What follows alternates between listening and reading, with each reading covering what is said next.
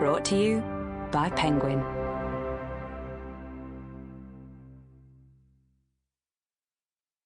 The Waiter by Ajay Chowdhury. Read by Mikhail Sen. Neha's voice splintered the dark silence of the car. "Come back. I need you. He's dead." "Who's dead?" shouted Shoibal. "What do?" But she had hung up.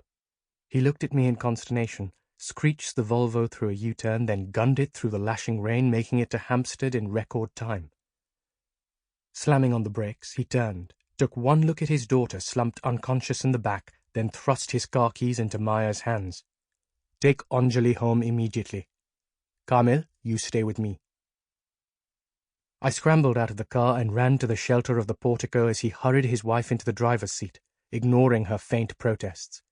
He watched her speed off, then walked purposefully towards me and rammed his finger into the doorbell, blinking off the rain that was streaming down his face. Arjun opened the front door. "You," he said, eyes dark, face stony. "I thought it was the police." I noticed his jacket was soaked, but he seemed oblivious to it. Why had he been out in the rain? "What happened?" asked Shoibal, pressing past him into the hall. "Neha found Dad in the pool downstairs. He's dead. She insisted on coming up and phoning you. I've called the police. They should be here any minute."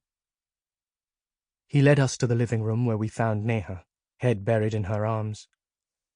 As soon as she caught sight of Shoibal, she flung herself at him, clinging on as though she were drowning. "It's okay, Neha. It's all right," Shoibal said. But I could hear the doubt in his voice. "Just tell me what happened."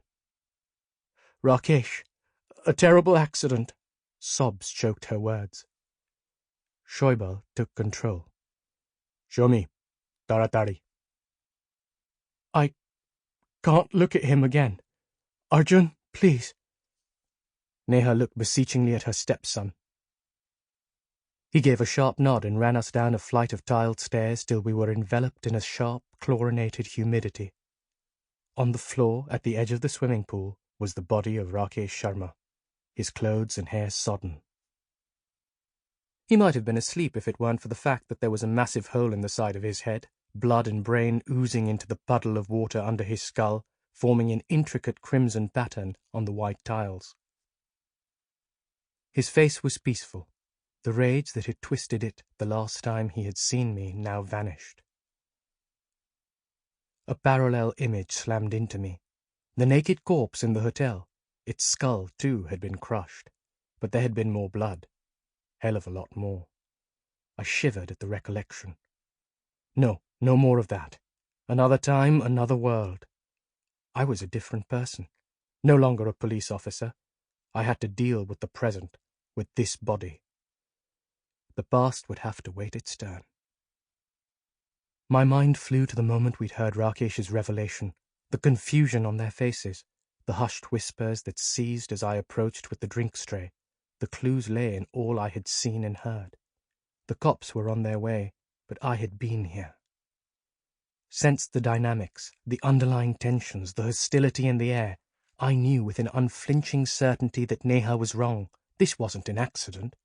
It was murder. And it was my calling. I was the invisible waiter.